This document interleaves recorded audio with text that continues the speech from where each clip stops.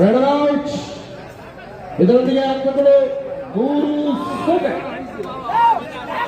ದಾಳಿಯಲ್ಲಿ just number 6.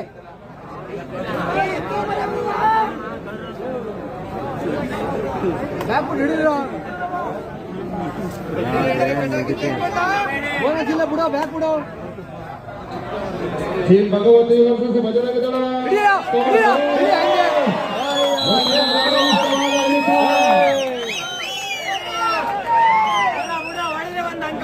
ಖಾತೆಯನ್ನು ಪ್ರಾರಂಭ ಮಾಡಿಕೊಂಡು ಕೌಶಲ್ಯ ಕಡೆಗೆ ಕಡೆಯ ತಮ್ಮ